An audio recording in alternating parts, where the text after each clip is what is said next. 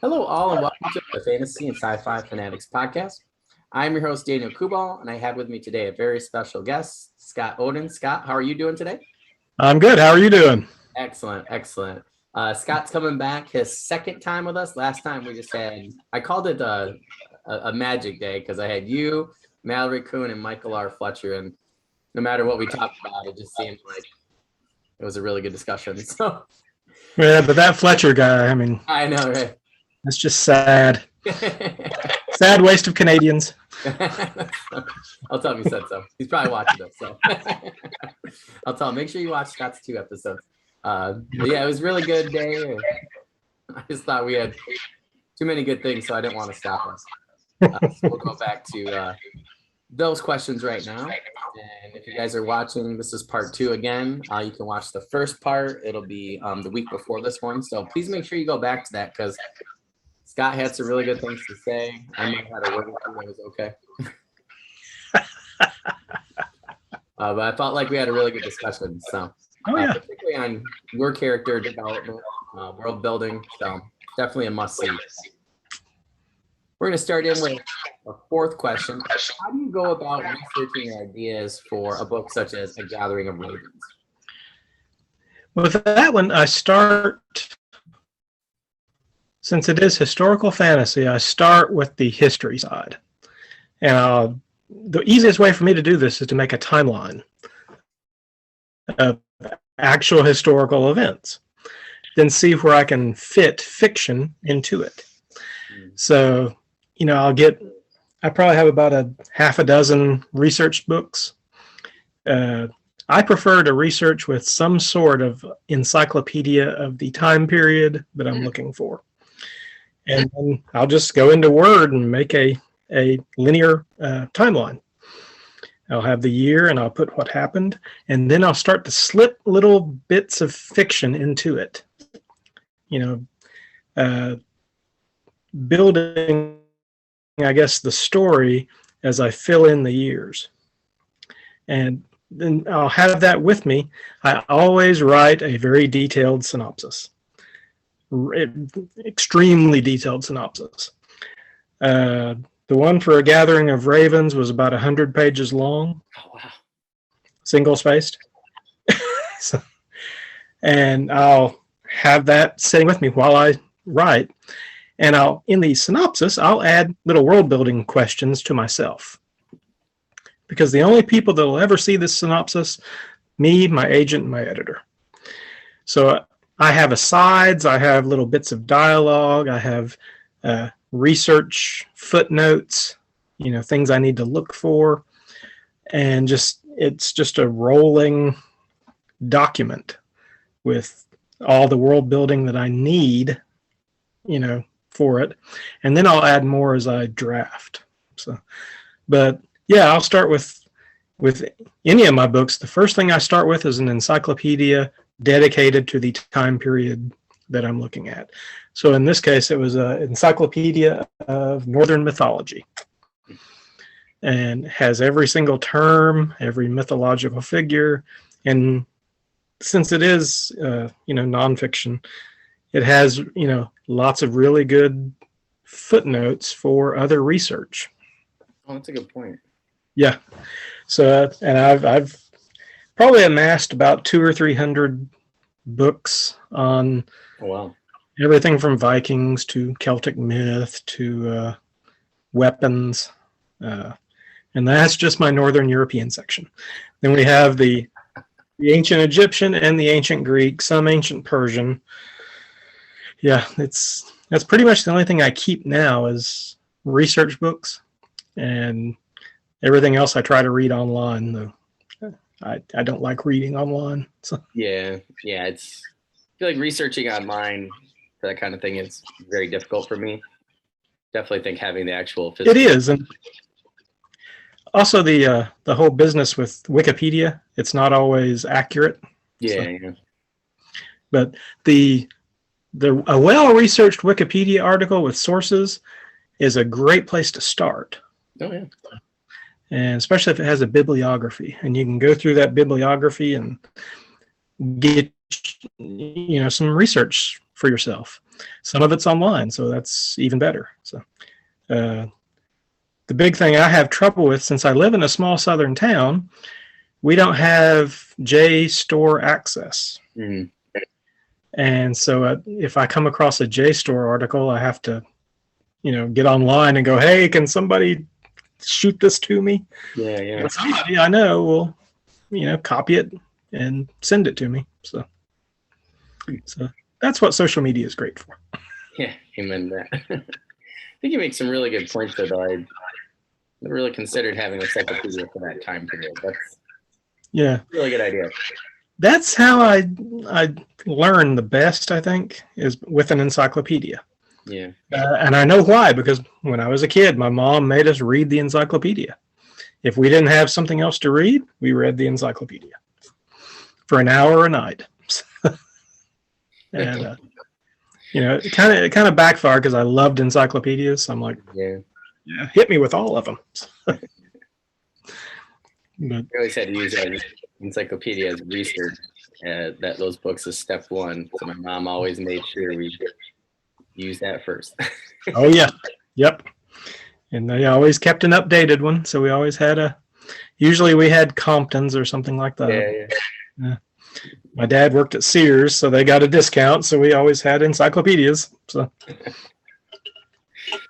Well, I also like how you mentioned there, though, that you take that historical piece and then fill in. And I have never heard somebody say it that way before. And I think that's just a really good point that you make, is that it's a totally different idea from what I was thinking. And I think that actually will help me out a lot more when I try to write a similar type of genre. See, with historical fantasy, you have to remember that you are no different from an art restorer. So you have a piece of history that's missing gaps. And as the writer, you want to fill in these gaps with something that you've created. So just like an art restorer, you have to copy the textures, the colors of the things around you to make it look like it fits. Mm-hmm. And that's step one for that. Then you find out everything you can about things like daily life. Depending on what time period you're writing in, that can be difficult. Yeah. There's not a lot of daily life things for certain time periods. Oh, yeah. Yeah. So then you find a comparable culture and steal their daily life bits. Yeah. File off the serials and stick it in there to make it look normal. So, or like it belongs there. So yeah. But, I think you make a good point. A lot of times on Twitter, I'll say, for research, I'll say, hey, does anybody know a college professor or somebody that specializes in this type of research? Native American for me is a big one. There were certain, like African demigods and, heroes and things that I was trying to research specifically for specific reasons. And, it was hard to find books on them or resources, or again, it was just a Wikipedia or a Wikipedia-like site, and it wasn't quite scholarly. So yeah, sometimes it's very difficult to find what you need. Well, if you know him, be sure to befriend Logan Whitney. Okay. He's a teacher, but he's also an archaeologist in southwestern history, I guess. Oh, okay. So, Greg Melly is another one. Okay. When he's not doing, I guess, European martial arts, he's researching Mesoamerican, because that's his jam, is Mesoamerican fiction, and he's had some success with it. But yeah, if for Latin, if you ever have a Latin question, hit up James Ing, because that's his day job. He teaches Latin. Yeah. I had to get a list from you. I know.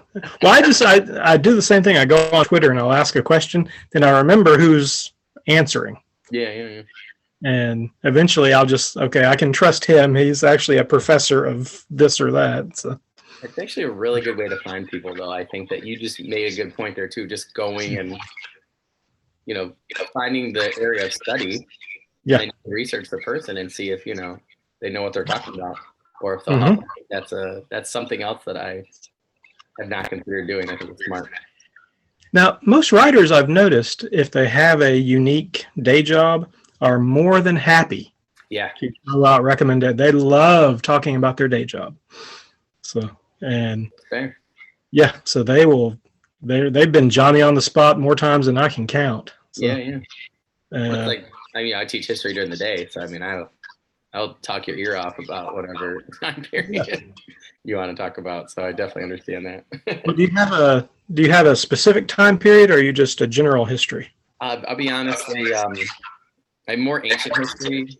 Now I've been teaching middle school, so I've had to learn more American history, and it's just not my forte. Yeah, nice because I have to learn more. Well, I lose interest after the Renaissance. Amen.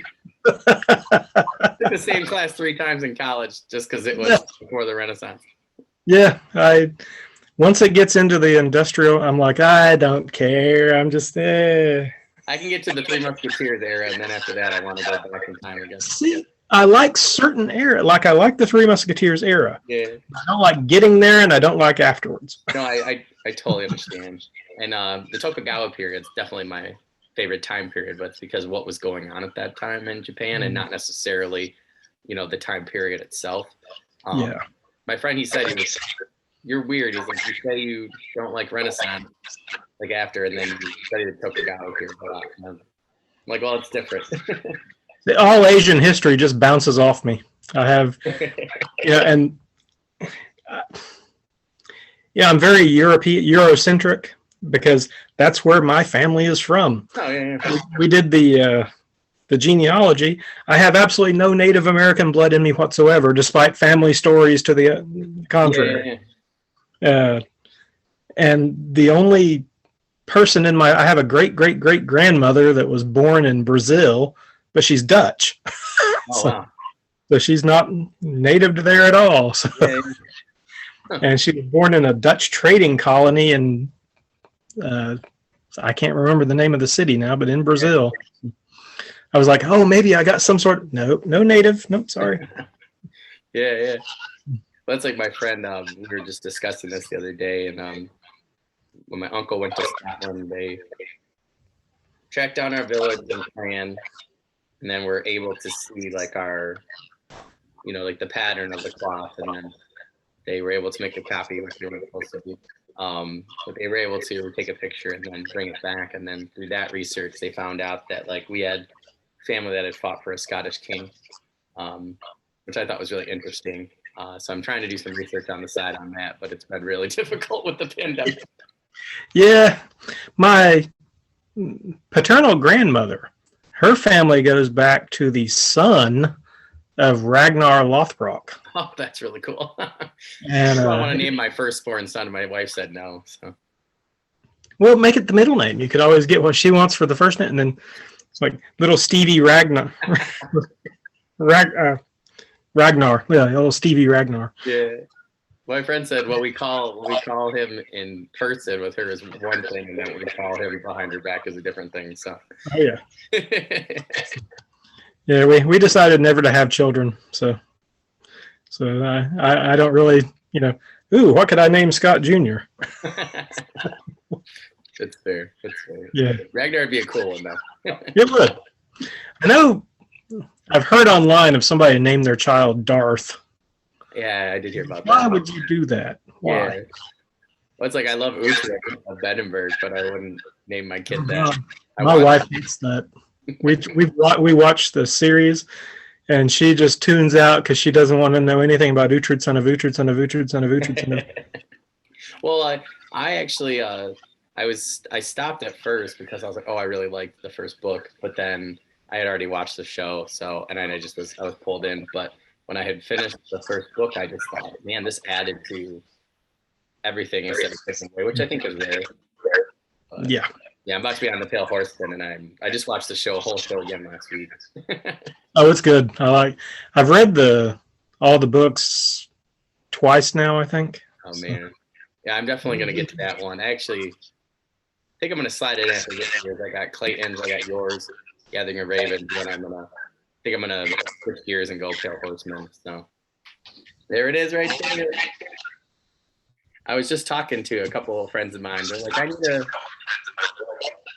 this type of book, and I was like, interviewing Scott Oden. I was like, this would be a type of book right there because they're in that realm of fantasy and historical fiction. I'm like, just do it. Plus, if you're sitting next to it, it makes you even manlier. See? Yeah, right. That's what I told him. Well, that was a great answer right there, Scott. So we'll try and keep it going here. Sure. I'll put this here for you. All right. So next question. What do you find more important, characters or plot, and why? Both are equally important. If you do not have characters, all you have is a list of events that happen. If you have great characters but no plot, you have basically a Victorian novel. So, see, guys, I was right. And so you have to have both in equal measure. You need I think mainly for modern fiction, you need an accessible main character. Now, they can be evil. They can be the bad guy, basically, as long as there's something about them that a reader can sympathize with, even tiny bit. Oh, yeah. For whatever reason, nowadays we like the villain hero. It's yeah. And we like to see people like that get redeemed. So that was a great, I don't want to spoil anything for you, but that series, I thought that they did a great job with that concept. Yeah. I mean, he has really taken it to heart. It's come a long way since his start in the end, the Marvel. Yeah. But then, I mean, if you have the greatest character in the world and you have no plot, then, what's the point? So you got to have, you got to have something for them to do, not something that happens to them, but something that they are influencing. And they got to be interesting. So it's like I always use The Godfather. Michael Corleone's an interesting character, but you probably wouldn't want to have supper with him.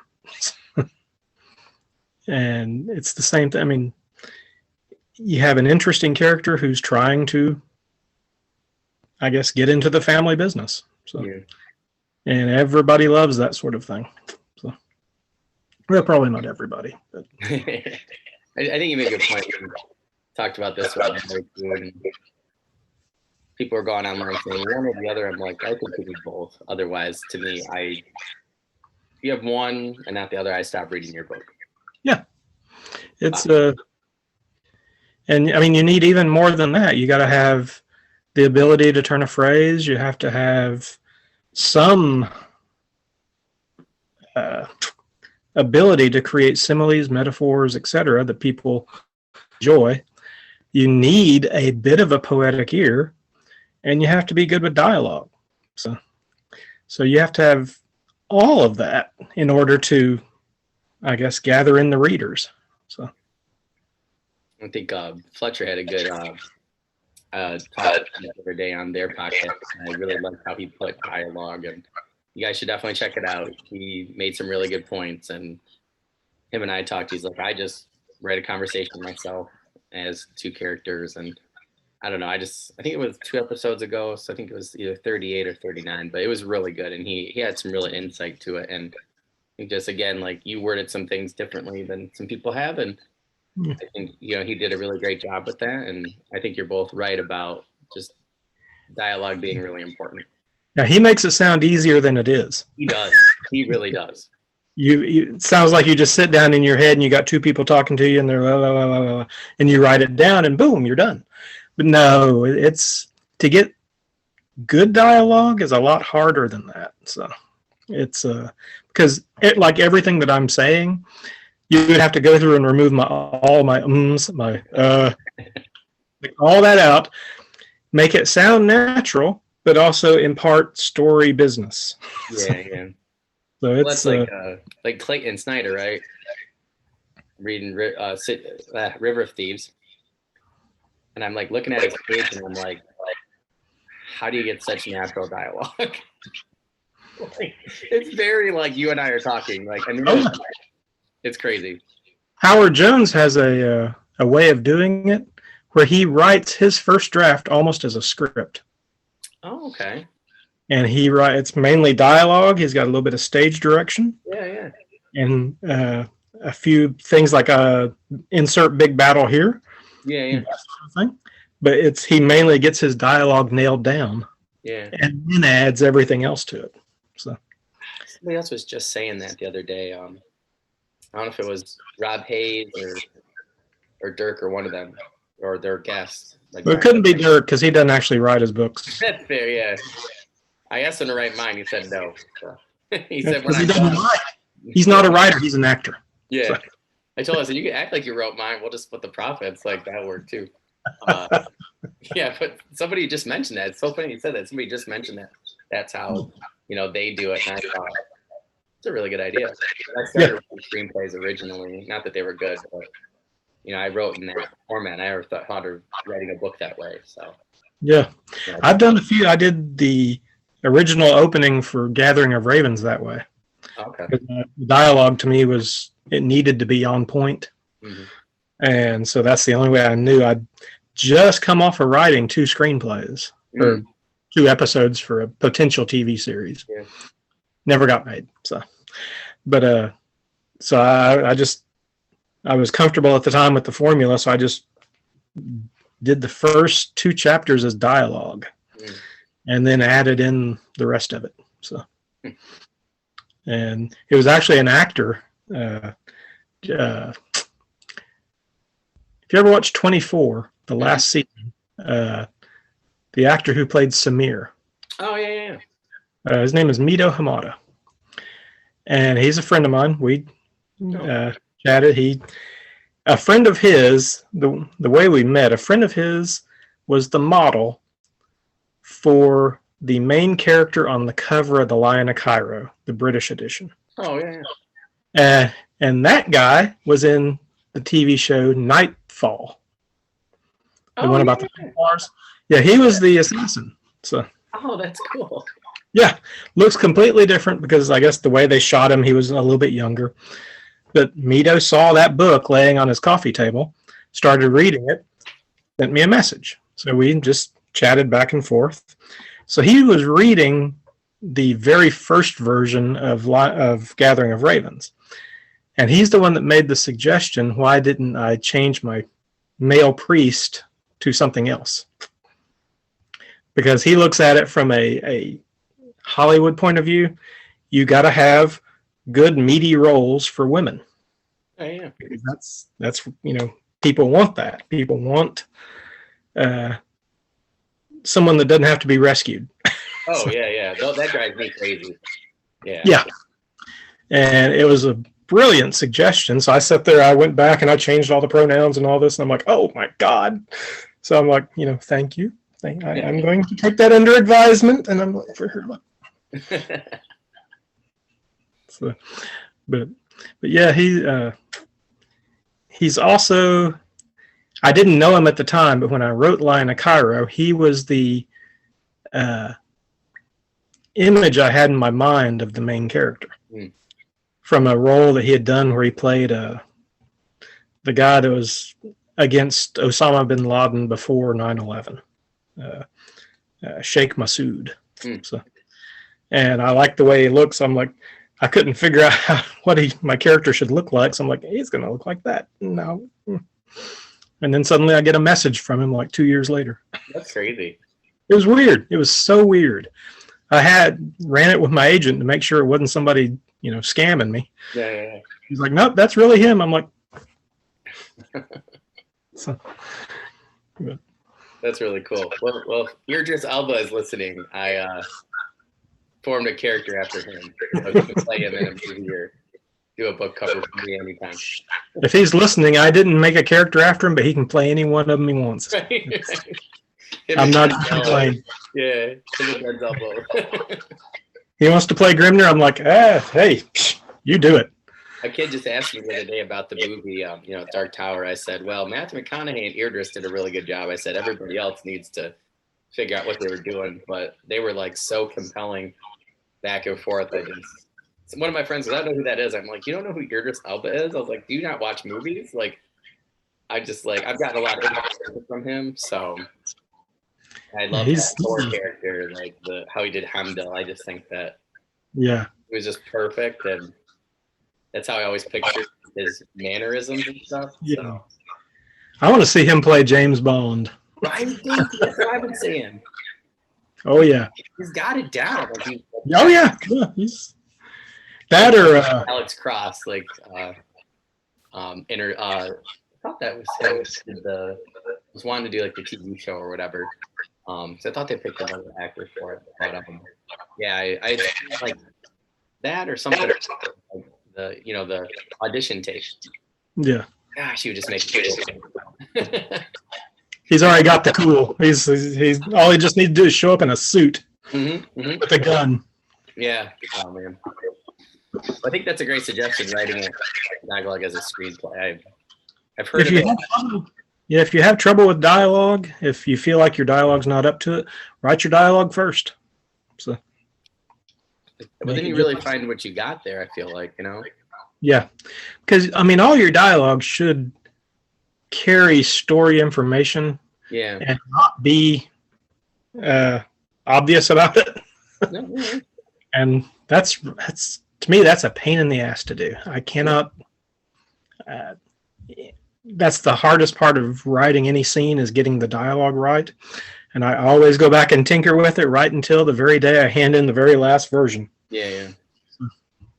Well, I think I'm on trying to finish draft 2 of my book 1, and then I have another series. I just want to work on the book 1 outline and finish, and that's what I was struggling with writing, because usually I try to write out the characters' thoughts or ideas, just the 2 main, and it was not having it. So I thought I'm going to go back and just do the dialogue. Yeah, that's why I include dialogue in the synopsis also, because when I have a really what I think to be a brilliant piece of dialogue, I'll write it right in there, and they don't seem to mind. It's not even remotely like they teach you that you're supposed to do a synopsis for publications. My agent's like, well, you just wrote a rough draft. I'm like, okay. Half the work. Well, the first time I did this was for Lion of Cairo. I sent him the standard 12-page synopsis. The editor's like, well, we need some more detail. And I'm like, challenge accepted. It ended up being 57 pages long. Wow. And he's like, yeah, okay, that works. And that's what I've done ever since. Yeah. And when I don't do it, I get messed up. Like I didn't do a full one with the Twilight of the Gods, and ended up writing 2 different versions. Okay. The first version just didn't work. I wrote about 30,000 words. Nothing worked, so I threw it aside, started fresh, got about 30,000 words into that, was having some trouble. So then I just had to backtrack about 15,000 words, chop that out, and restart. And finally, and I swore then, I was like, I'm going to do it every single time I'm doing a synopsis. So I call it my rule. Do the same thing. I don't follow my rule, and then it messes me up. Yeah. But I don't do that now. I can't write by the seat of my pants. It doesn't work. So I can do short stories. Yeah. I actually, even for the the Conan short stories for Marvel, I had to write a synopsis for those. Mm. And they were almost as long as the story. Oh, wow. So. Oh, that's cool. Yeah. If it keeps me on track and makes it where it doesn't take me a year to write something. No, yeah. I gotta tell you though, I was talking to a buddy of mine, and we got I got Scott Oden coming back for number 2. Because I know that name. Well, do you know Conan? Like, yeah. Got a hold of me like 2 days ago. It's like, wait a minute. Which for me again, Robert E. Howard's top 3 for me of all time, and Conan. I love Conan. I just have way too many books and comics, but he was just like, "That's so cool." I'm like, "Yep." He's the top one for me. Yeah. Him and Tolkien. That's pretty much it. I don't know who. Just had this conversation. I don't know who would be a better character than him. Like we just talked about that, a couple of friends and I, and they're like, "Oh, blah, blah, blah, this person." I'm like, Conan would win. Yeah, he'd pretty much kill everybody. Yeah, and I just think that some people look at him as a Superman character and don't understand him. I'm actually doing a whole video just about him. Yeah, I don't think people understand he was done, and where he's got a lot of facets, and there's just so many parts to him. And also remember, from a certain point of view, he is somebody's villain. That too. So, yeah. That too, yeah.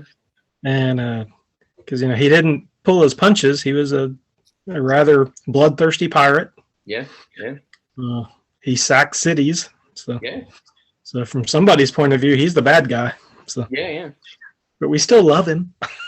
That's what my friend I was talking. I was like, I don't like people like Loki. He goes, "You love Conan." I'm like, touche. Yeah. I don't know.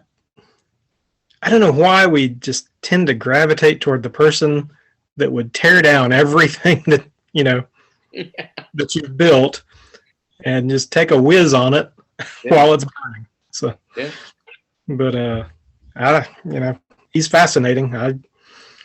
I've read him now since I was 10 years old. Yeah. I'm 54 now, so that's the one character that stuck with me throughout my entire life. Him and Bilbo Baggins. I totally agree. I know, read Conan 2 years before reading The Hobbit. I read a bunch. I read them about the same time. Yeah. I stole a copy of one of the Ace paperbacks with the Frazetta covers. Stole that from my older brother. Started reading that. Like a month later, my librarian at school gives me a copy of The Hobbit. And pretty much I'm ruined from then on. I agree. Yeah. And then that summer, I get my first copy of Dungeons and Dragons. I'm like, I'm done. Yeah. Just let me live in a basement with my mom forever. I think I had Conan comics. I was 11. And then I'm trying to remember what. Oh, and then I read I love T.A. Barron's The 7 Songs of Merlin, and that series, sort of Merlin. They're so good. They're young adult, but they are like, you'll fly through them. They're amazing. And he takes that character, and I call it Conan's him, just turns him into this just amazing fascinating character. Yeah. I love him. And then the next year I got the Knight's Word, and I'm totally blanking on who the author was, but I just grabbed my copy recently. I read that one in 7th grade, and then I was reading more Conan, and then they handed me The Hobbit, and then I was done. I went from Lord of the Rings to Harold Lamb's biographies. Oh, okay. Like Alexander the Great. Several. My librarian was like my drug dealer. So little old lady. Yeah. I was like, "Come here," and she'd like slip me another book, and it'd be stuff that I know that the county probably did not approve of. Oh yeah. My librarian were at a Catholic school, so we rode that line, like. Mine was just a public school in the deep South. So, but she kept me in books, and I think I can't really remember, but my mom used to volunteer at the school. And I think my mom told her about us having to read an hour every night. So if I didn't hit the library, I'm reading the encyclopedia or the dictionary.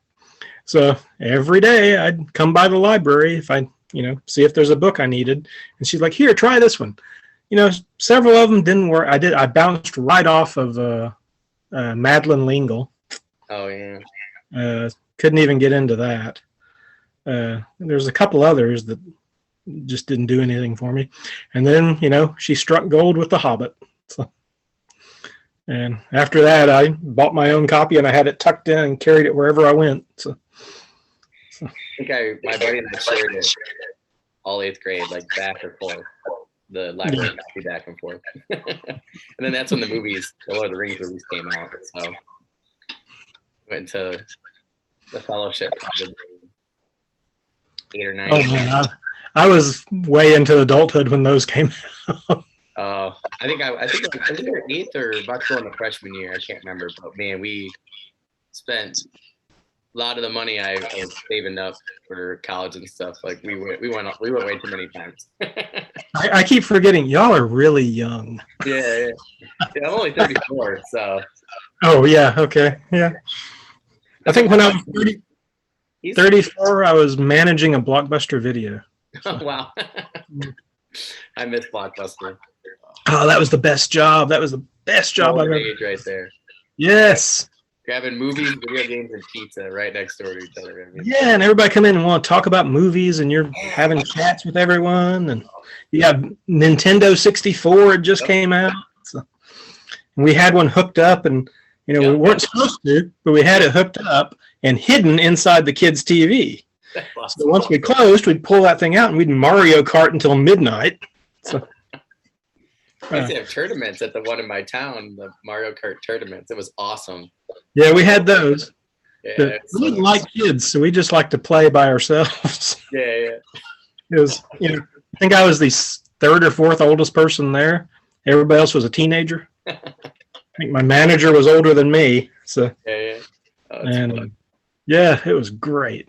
So people just don't understand those. You don't understand Blockbuster unless you've been in there. Oh yeah. Yeah, we still had them when I was in college. I mean, the last one, I think I had just moved actually to Arizona. So it was about 8 years ago. Yeah. So it was so sad. Like I left, it was there. I came back from Arizona for just Christmas break, and it was gone. And it was like someone took my childhood friend, Yep. And I think there's one left in the world. Yep. Which that's actually where I used to get my copy of both, Conan the Barbarian and Conan the Destroyer, because it took me a while to track down a good DVD copy with the director's cuts and stuff like that. But yeah, that's where I used to go. And probably once a month I do both and do a marathon with my buddy. Yep, all that cheesy 80s sword and sorcery. Yep. Yeah. Dragon Slayer. Yep. Yeah. Mm-hmm. Oh, I love Beastmaster too. Like my grandfather ruined me by all these fantasies and sci-fi. Slayer. Yep. Yeah. He loved his Battlestar Galactica. Buck Rogers. We'd watch that. He loved it. I thought it was funny because I was talking to my dad about this, and I said, it's no wonder between the two of you. I said I love fantasy and sci-fi, and they had a lot of historical movies, and stuff like that, war and stuff. So I was like, between historical fiction and fantasy and sci-fi, I was raised really well with, those genres in terms of movies. I have no earthly idea how I wound up the way I did. My oldest brother is 15 years older than me. Nobody else in my family read very much. My parents didn't read. They liked 1950s TV shows. I don't know. I think that found me in a field or something. I was just talking about that with my kids at school. My mom and dad both read a lot, so we used to go to the library and make a huge deal of it. So they made it fun. So that was weird. My mom never read, but she would make sure that if we needed something to read, she would run us to the library in town, or even run us to the bookstore. I'd mow the grass to earn money to buy D&D stuff. Yeah. She'd complain. I said, well, it could be drugs. And she's like, here, have a 20. Go get some more. I used to get A's and my mom would be like, you can go buy a book today. I'm like, The Scholastic Book Fair. Oh my gosh. Mm-hmm. $20 there. $20 in there, You're getting like 20 books for $20. Yeah. Oh, we're just talking about that. We're trying to do a drive for the elementary kids, because now it's like that stuff's expensive. Yeah. Yeah. You want to make sure every kid gets a book, like that feeling of, especially socioeconomically, it's like that ceiling. We just feel like, we need to push kids through it. So we were just talking about how to do that. I think our fair just got rescheduled because of COVID, which I'm okay with because we want some time to, prep and do some donations and stuff. But I just remember going in there and I had to work for it, but felt so good spending that. Oh, yeah. I still have several of the ones I bought. I do too. I probably have like 10 or 20. I just found them. I actually put 5 of them in my classroom. And I told the kids I have a special shelf. So they know that if you're reading it, it's got to be read in class. You can't take it with you. No offense to anybody. But yeah, they've been really good about it. So yeah, it's cool to see those, pass on to a new generation. Yeah. Oh, yeah. It kind of leads me in talking about Blockbuster and Conan. Goes into this next question. I just got to know, how did it feel writing such an iconic character as Conan? Just got to feel like it was a bucket list moment. That's a great way to put it. That was when I started writing. I wanted to write a Conan novel. I had never sold a short story, never barely finished a short story, but I thought I could write myself a 90,000 word novel. Should be easy. So it took me about 40 years.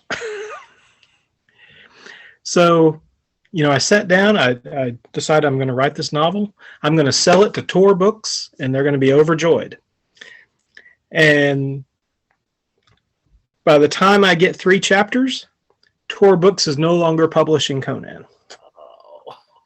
And I'm like, what do I do with it? A friend of mine who had just sold his novel for like $3 million, something like that, comes into Blockbuster where I'm working.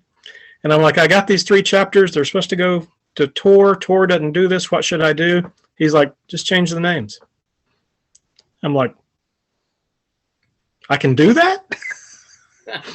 So I changed the names, changed the setting, and it's my first novel. Men of Bronze. Started out as a Conan novel. Oh, that's cool. I had to change a few things. Yeah. Then for years online, I've been like pestering the people who control Conan. Yeah. So, I would love to write something for you. I'd love to. But the problem with that is everybody does that to them. Everybody's like, oh, I need to do this. So my plot was to get a bunch of really good reviews that you cannot not look at. So, got a starred review for my first novel from Publishers Weekly. Stick that aside. I got starred reviews from Booklist, from other places. Stick that into the bank. And one of the editors of the Del Rey Conans reads my books and likes them. He mentions it to, and this is Rusty Burke, if you've ever seen him online, gentleman, just excellent man. I've heard that. And tall. Yeah, very, very tall. So he says to the man that controls it now, Frederick, that he would make a decent story. He could write a decent story. So it comes up with Marvel reacquires the license for Conan, and they want to do novellas in the back. So I get a Twitter message one day from Frederick, the guy that owns the IP, asking if I'd ever thought about writing a Conan story. And I'm like, have I? Well, let me tell you. And I'm like replying, and he's like, well, send us a synopsis and we'll see. So I sent it to him through my agent, and lo and behold, they're like, yeah, you can write a Conan novella. It'll be serialized in Savage Sword of Conan. The only comic book I ever read as a child was Savage Sword of Conan. Yeah. And so it's going to be serialized in the first 12 issues. And I was like, and I sat down with I got a metric shitload of Conan stuff, sat down with all of it, figured out where I wanted to write the story, treated it just like a historical story. And because that's what Howard did. Yeah. And wrote the story, sent it into them. They're like, this is awesome. And there it went. That was it. Suddenly I get another Twitter message, and it's just a picture.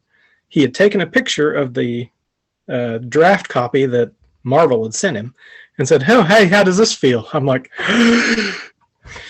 so yeah, it's one of those moments that's almost like, getting married, a really good marriage, writing Conan.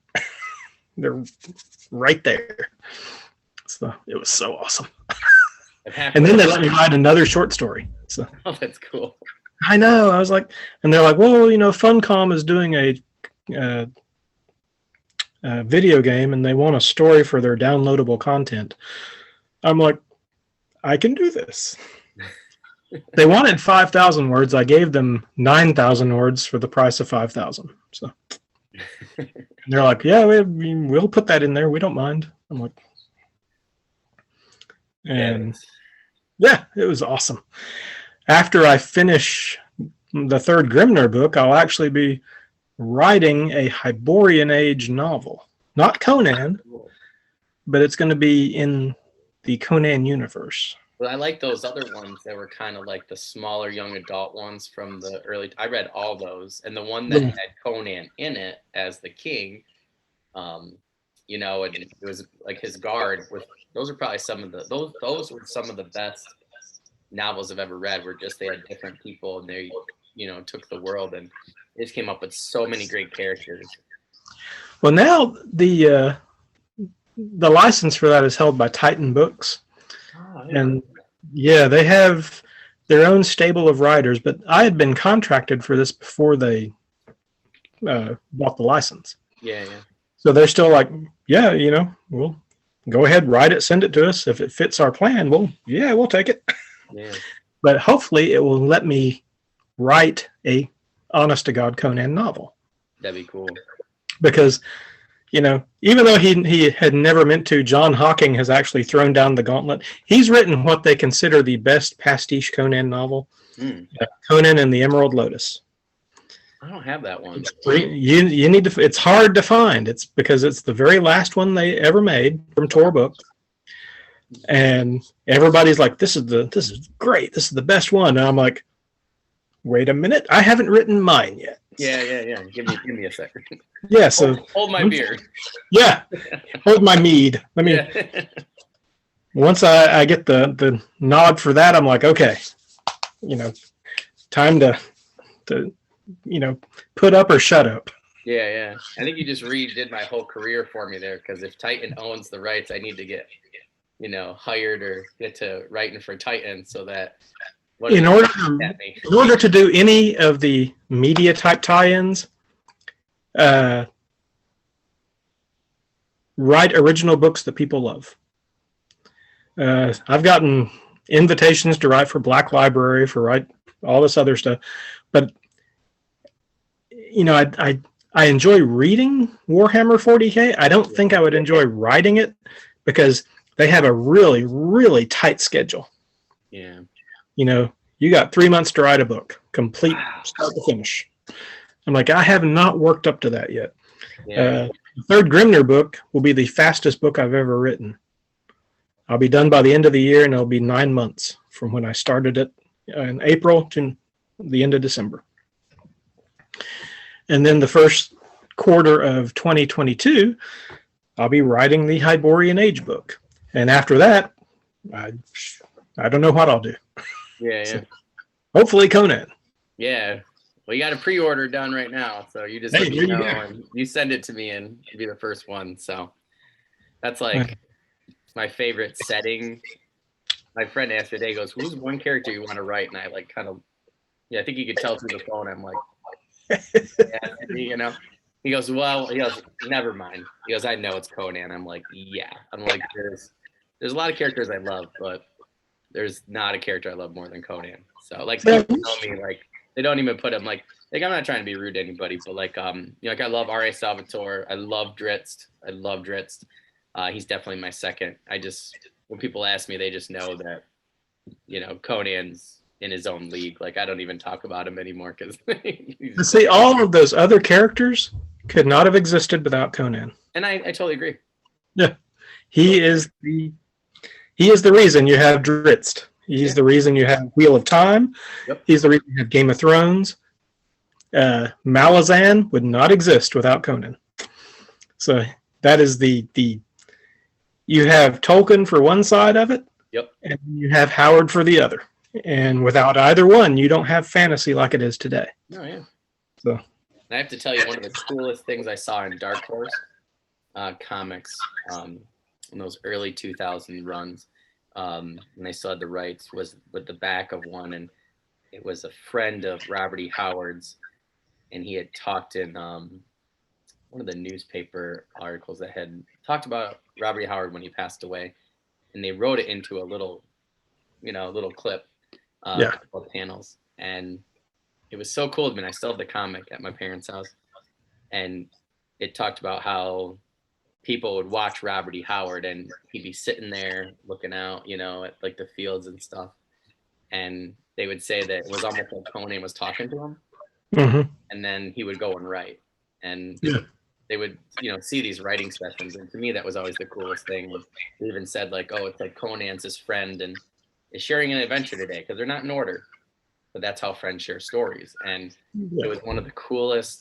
Like to me, that was one of the coolest writing concepts ever, and that was like, I think I read that when I was like 13. And it just solidified not just Conan but Robert E. Howard. Yeah. Well, the truth of that is a whole lot more complex, because the early Conan stories were rewrites of stories that didn't sell. So unless Conan was like, "Hey, dude, you spelled my name wrong. My name is not Cole, it's Conan." But there's in his letters, Howard was prone to blustering a lot. You can see it a lot with his letters to his friends, because they didn't have the phone trees like we have. They letters to each other, and they're all blustering back and forth. And you can kind of see it in some of his other letters. But then when you get to Lovecraft letters, he goes full scholar and starts just unloading the history of the Picts, the history of the Celts, and you got to think to yourself, this is Depression era Texas. Where the hell did he find that information? So, but they've done a lot of recreations of what his library must have been. Oh wow! There is a website. I think it's called Robert E. Howard Bookshelf. Okay. And it lists every book that he mentions in his letters. Oh wow! That he had read, and there's a bunch of them. Oh my gosh, he read a lot. I know, very broad spectrum of reading. So, and there's somewhere in all of that is where he found Conan. So, and I don't quite subscribe to the he's a bunch of oil roughnecks, things like that he had seen. I don't quite subscribe to that, because that sounds like some of the butter. Sure, there was some of it, because he probably went with his dad to patch these guys up. Because dad was a county doctor. So it comes from a bunch of different places, but whatever magic he saw, God bless him. I wouldn't have a job without him. I definitely wouldn't be interested in this genre without him. I was total sci-fi until I discovered Conan. So I've been very thankful for Robert E. Howard. See, I never liked sci-fi. I was talking about Dune the other day on Facebook. It's like I've read it, part of it, and it was okay. I want to see the movie because it seems like a spectacle, and I like a good spectacle. I'm not like Dune. I'm not a Dune fanboy. Oh, I am. I'm like ready to go. Oh, I can't even think of any science fiction that just does the same thing for me that fantasy does. I get that. Maybe, yeah, maybe some William Gibson. Maybe. I like early William Gibson. Uh, some of the Warhammer 40K books are okay, especially Dan Abnett. Dan Abnett's a fine writer. Graham McNeil is any of his books will be good. But beyond that, I cannot think of a single science fiction book that I've read that just stuck with me. So. See, like I'm thinking, I'm gonna totally blank on the author. I read, like, I loved Star Wars growing up, and I Jedi, and I'm totally blanking on the author. That had to be one of the best overall books I've ever read in my life. Yeah. The character Corian Horn was just done so well. The story was amazing. The character development was superb. It was so much fun. But yeah, I struggle with it now because I think I like Forgotten Realms so much because it was the fantasy side of Star Wars. Then I branched out from there, but I've tried, haven't branched out as much successfully with sci-fi. People have given me great people. I just think I still want it to be something that it's not anymore. Yeah. And it's a totally different taste now, I feel like. Now, have you read much historical fiction? I used to a lot. I'm getting back to it. Like I'm getting back to Bernard Cornwell. I have yours on my list. I have Miles, obviously. And there was a couple people that, totally blanking now, but a couple people weeks ago people to check out. So I actually have quite a list. I was reading the, what is it? The Oathbreakers. I read the first one. That was really good. Now, if you haven't read it yet, ditch everything else, run to the library, and pick up a copy of Stephen Pressfield's Gates of Fire. Okay. That is hands down, the absolute best book I've ever read. Really? Okay. The best book. Wow. It's what 300 the movie should have been. Okay. So it's about Thermopylae. Oh, cool. I love it. From the view of one of the Spartan helots. Oh, that's cool. And it is the best book. It has some of the best battle scenes. Just the characters, everything about it's like pitch perfect. It is such a good book. It's mandatory reading at the U.S. Marine Corps officers school. Oh, wow. So they got some good ones on their list too. They do, and that is probably what everybody talks about. Grimdark, violence and all that. No, read Gates of Fire. You will see what violence really is. Yeah. And I have to check that out. Drop every other book and read that. So it's the best one.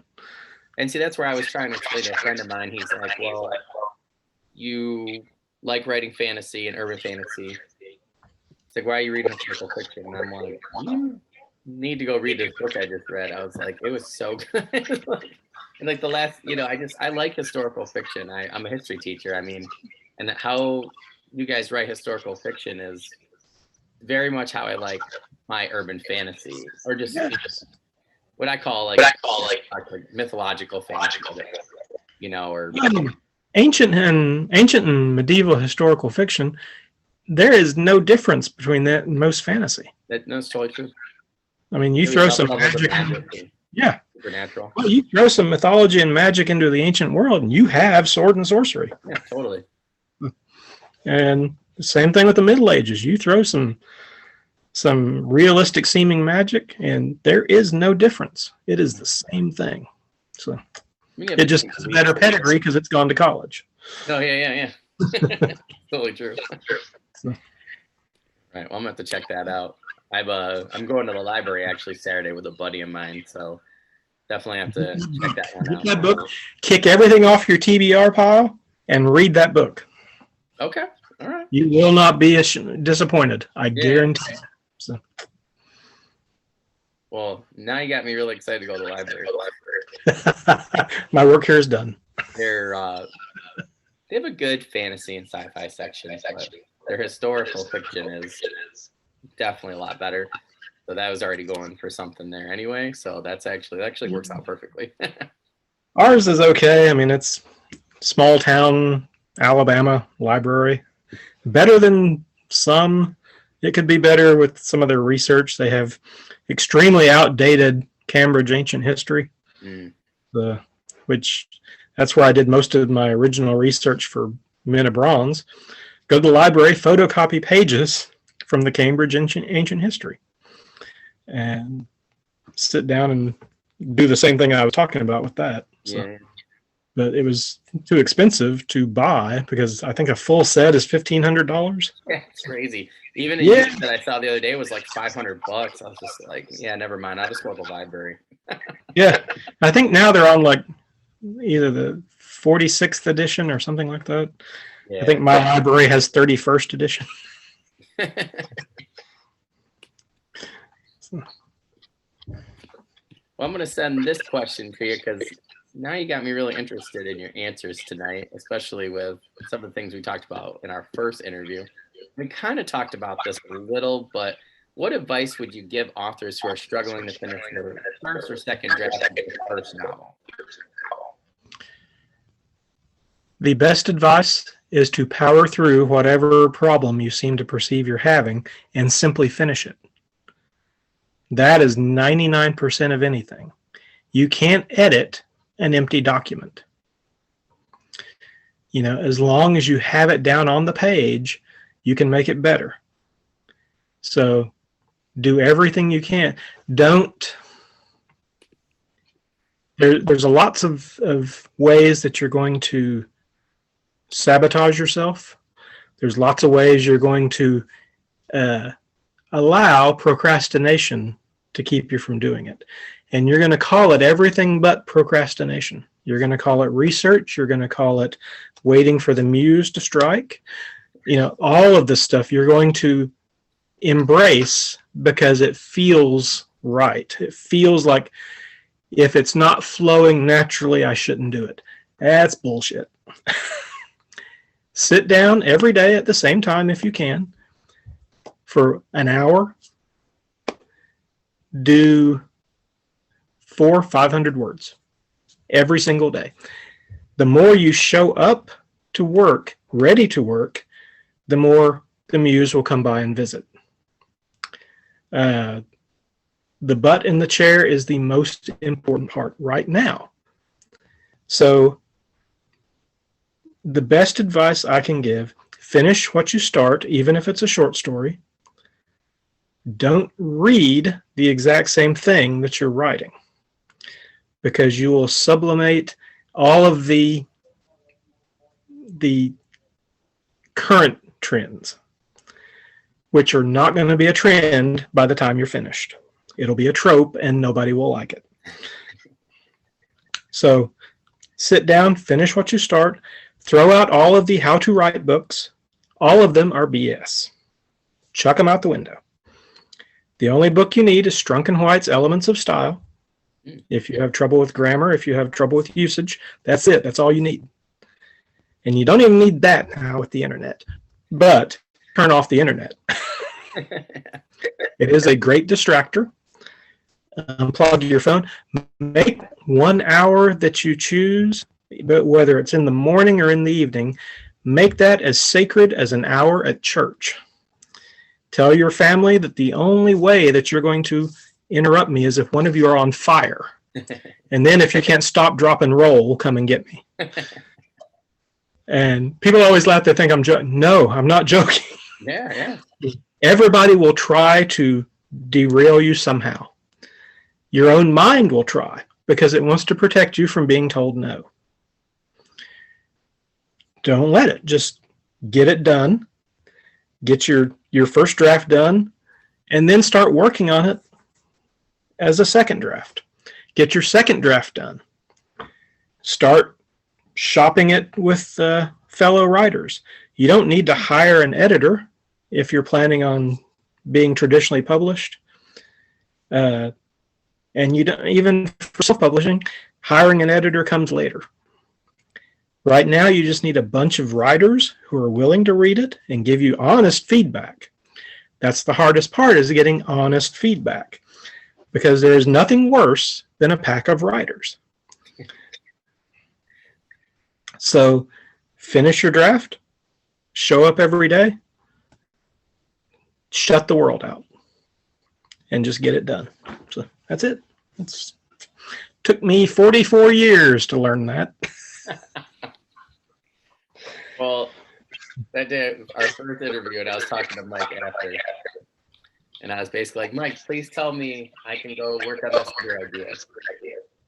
He goes, shut up, sit down, and finish your first draft. Finish this. You're always going to have new ideas popping up. So yeah. Get you a little notebook, just like when an idea pops up, you write it down. I carry this around with me. I have thousands of ideas.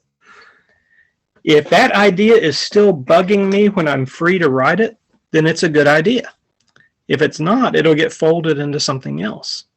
But don't let it derail. It wants to derail you. It wants to distract you because you're getting close to doing something good. Your mind, and actually if you're going to the library, Stephen Pressfield has the only other writing book that anybody needs. It's called The War of Art. And it is all about, and it covers everything from business to sports to all of the different artistic endeavors. It has one same basic thing. When you start to do something right, your mind will distract you. It will tell you, no, you're not doing it right. You need to stop and work on this. You need to do this. You need to do this. No, you need to sit and finish what you're working on. Because, and you know, it's been said thousands of times, you cannot do anything with half a document. Yeah. You can't sell 3/4 of a short story. So, and if your intent is to sell things for readers, you have to be finished. You know, you can work on everything else later.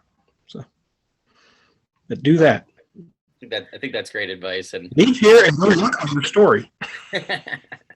Stop watching this podcast. Get out of here. Podcasting, I mean, you know, I enjoy podcasts. It is a very elaborate form of procrastination. Oh, it totally You're procrastinating from working on your book. I am procrastinating from working on mine. Ditto. And my friend called me out earlier today. He's like, so you're just talking to people? I'm like, no, I'm working. You're just chatting. I talk to writers. You're hoping one of us will give you the secret.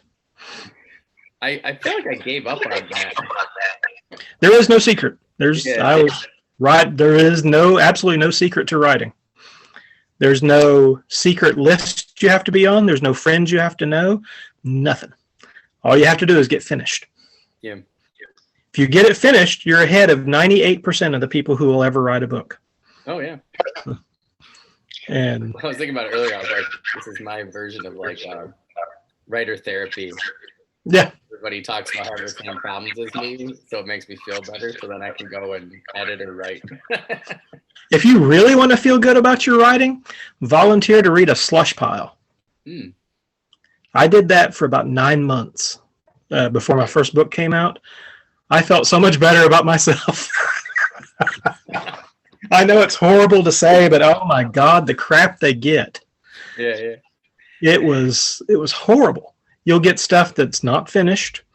The worst thing I got was a woman sent nude photos of herself with an idea of a book that said I could write it for her and we could split the money. I'm like, no. Yeah. When it was only paper, before electronic mail, they would get stuff written on crayon on construction paper. All kinds of weird stuff, and you get the weirdest. Yeah. So you can see, after you read a slush pile for a month, you can see where you stand. Yeah.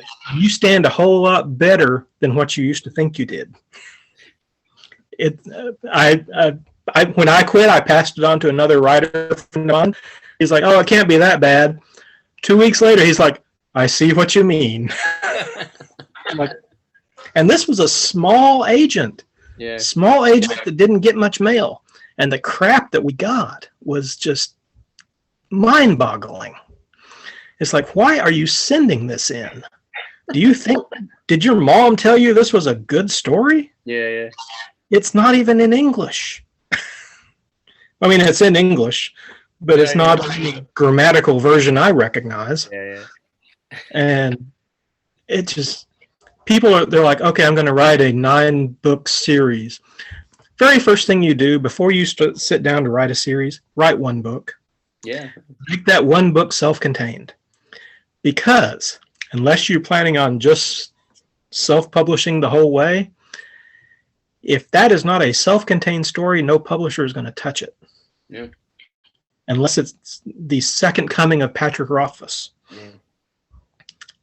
Yeah. So write a self-contained story that has series potential. Most modern publishers buy 2 books from a writer. They don't buy the whole trilogy. They buy 2 books. If those 2 books don't sell, your trilogy is never going to get finished unless you publish it yourself. Yeah. So, write a series potential standalone. And I know everybody wants to write Malazan. Everybody wants to write Game of Thrones. George R.R. Martin was 25 years into his career when he wrote Game of Thrones. He could do that. Yeah. And Malazan, it was, you get one of those every 50 years. Yeah. As far as I know, that was the first thing he wrote, and it was phenomenal. But we all can't be Steve Erickson. Yeah. So there's not a lot of Winds of the Moon out there. So. No. I mean, you become an anthropologist, and then you turn all of that into writing. And his mind, man, like it is, and he is a lovely man. I'm friends with him under his real name. He's great. He produces these essays like every month that are just deep and in depth. Oh yeah. Okay. And I probably got on his shit list a few times because I like to make jokes about do you need something for your hair? Have you tried Malazan? So because that's everybody does it. Everybody, if you want a book that has a version of Jesus Christ, have you read Malazan? It's like it's not the cure-all for everything. But instead of trying to do what he did, write 1 book, a single fantasy book. If you can do that, then you can do a series. But first, you got to write the first one. Yeah. Daniel. Working on draft 2 right now. Chapter 2. Oh, well, you're almost to the first 3 that you need to send to agents. Oh, well, I'm on draft 2 right now. So. Oh, draft 2. I said chapter 2. No, I've only 20 more to go. I've had to learn. That's what I was talking to Mike too. I've had to learn all these skills that I've never had before. I never finished anything. My goal last year was to finish a draft. I did. Now I have to take notes, figure out what to do like the second draft. Now, have you shown your first draft to anybody? No, I plan on sharing draft 2. Draft 1 was just all over the place.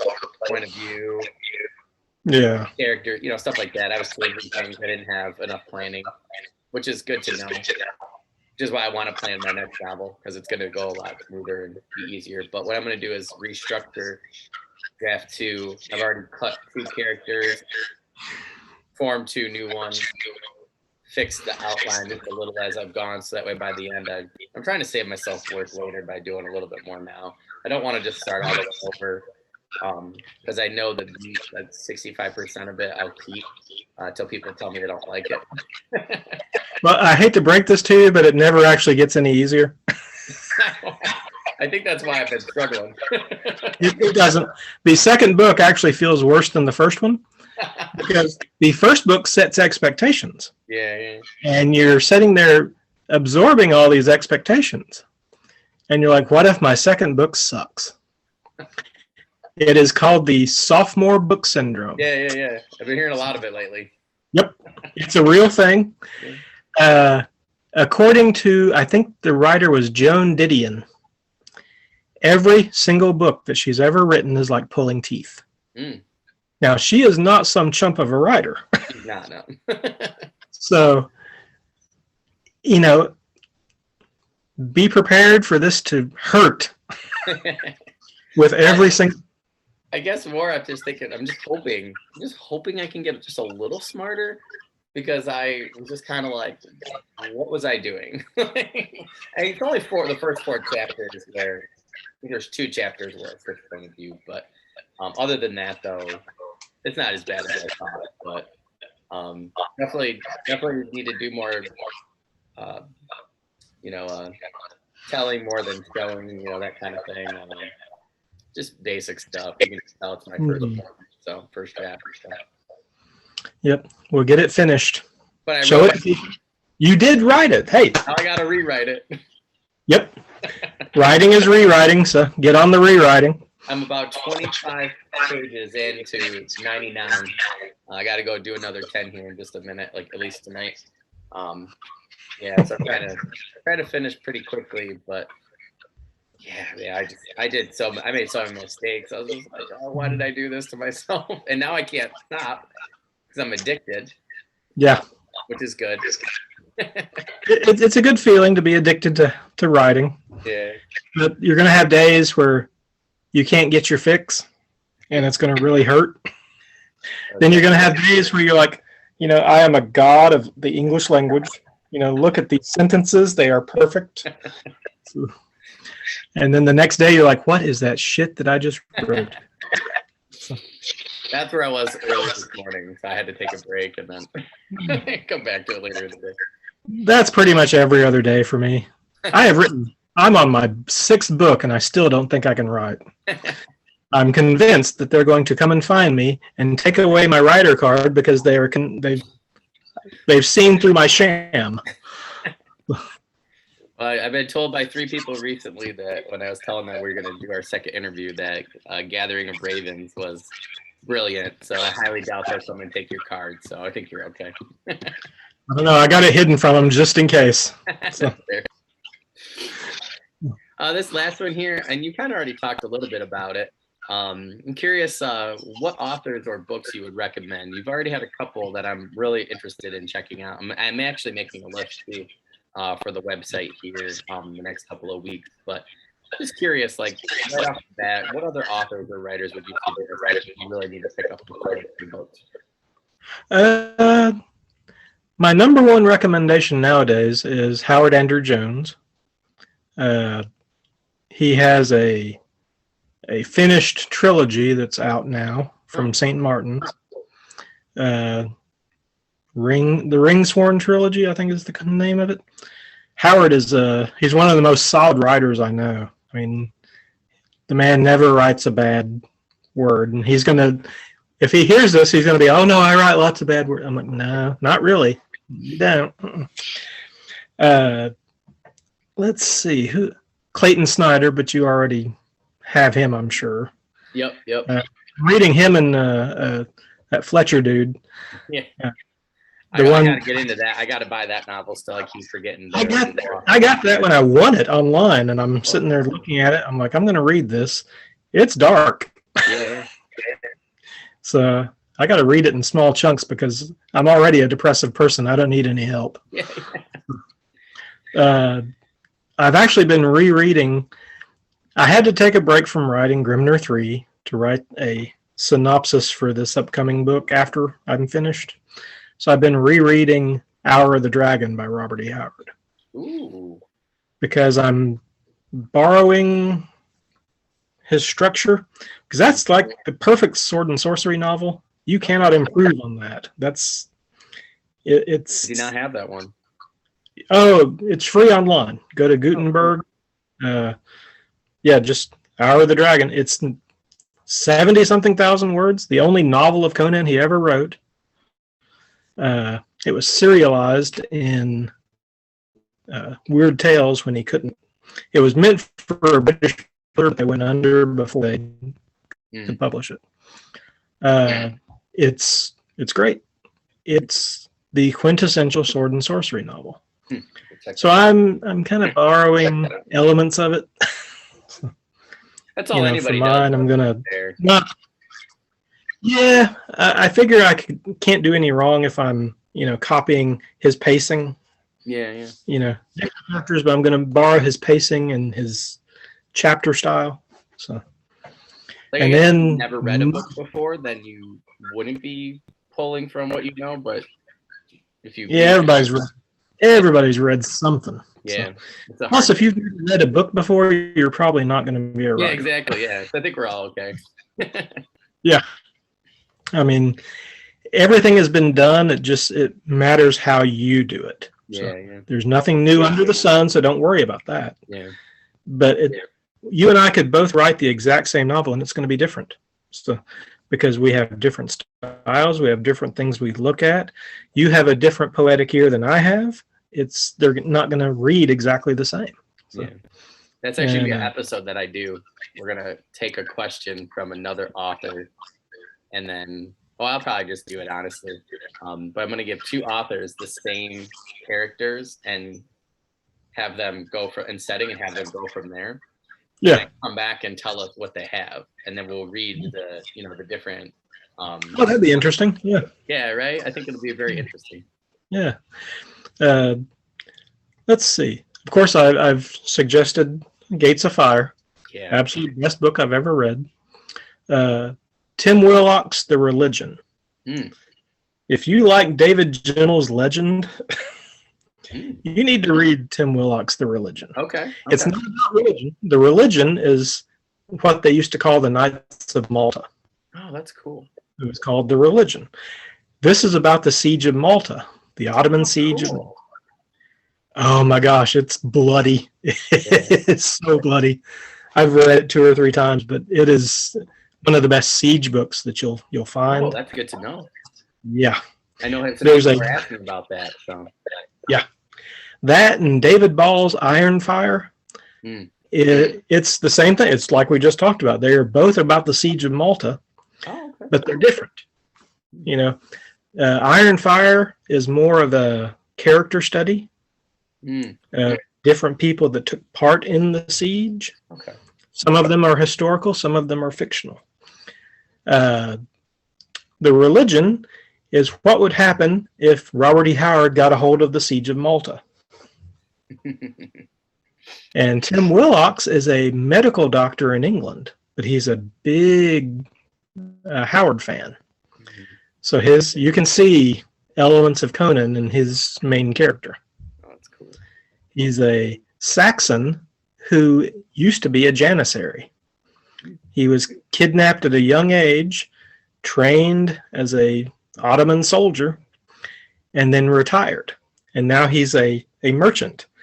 But he's also 6.5 feet tall and can kill an entire village. So, it's good. Yeah, that sounds awesome. So, and that's about what I've been reading lately. Trying to look around and see if I got anything. Oh, I was gonna say those are great suggestions. This is always a good one. I know that you can read this. Yes, it's a nice book. It has words. It is a self-contained story in 300 pages. So yeah. You guys got it. I'll be putting that book's description or the link right into the description, as well as some other places where people can find your works and things like that. You guys got to go and read the back of this cover right now. I'm telling you. All right. If you're like me, and I know a lot of people have said they've had similar tastes. Benjamin from Lo-Fi Literature, for instance, one of them. We just talked about that. I was like, you guys got to get Scott's book on your list. Yes, you do. I know it makes you look more handsome when you're next to it. Yeah. Maybe people could take pictures and then send them to me, and we'll put them on the website. I know. It cures skin cancer. No, it doesn't. helps the beard grow. That's what I heard. It does. Yeah. I'm actually 12 years old. That's what Dirk was telling me. So. Well, I hired Dirk to play, writer. So Yeah, I wrote all of his. Yeah. The man needs to put pants on, though. I'm just telling you. Yeah, yeah, that was a big ongoing joke the other day with a bunch of people in a thread like that. That thing's been going on for 2 years now. I know. I was like, we're still on this? Okay. So I got in on it. But all right, Scott. Well, why don't you thank you again for coming on and being accommodating with your schedule and everything. Like I said, I apologize that mine's been crazy. So again, Scott, thanks for coming on. It's always good. Now, what are you going to do? You're going to go on your book. I know. You're going to go work. I literally, as soon as I get done with you, I'm going to get some dinner. And I got to get at least 10 pages edited here for draft 2. So eating is for the weak. Just go do the editing. I was at karate, so I feel like I need to eat a little before editing. Karate is for you could have spent that time editing. I know. Just give up karate. I felt like I really needed it today. Hitting things works. Yeah. Yeah. I do put a lot of, different things in. So I was teasing, speaking of research, teasing my wife. I was like, I wasn't at karate, I was at research from right now. We were like, yeah, research. Yeah, she didn't buy it either. Again, my wife never buys anything like that. So. I know, right? So you guys can find this episode as well as Scott's first episode again. Going to be on our YouTube channel. You can find us at Twitter, Facebook, Spotify. You guys can also, just get a hold of me on Facebook. This is Daniel Coolbaugh. It's spelled just like you see here in the meeting. If you guys have any questions or anything for me or Scott, just let me know. You can get a hold of me at Scholars of Uma. That's UMA@gmail.com. I'll be more than happy to pass those comments along, especially if you're reading The Gathering of Ravens. Take a picture and send it to us. We'll send it to Scott, put it on the website. Just there it is right there. No licking the cover, please. Yeah. You got to keep it as is. Well, Scott, I hope you have a good rest of the night. And as usual, I look forward to talking to you on Twitter, my friend. Okay. We'll see you there. Yep. I'll see you later. Have a good night, Scott. You too. Thanks a lot. Yeah. Thank you. See you later.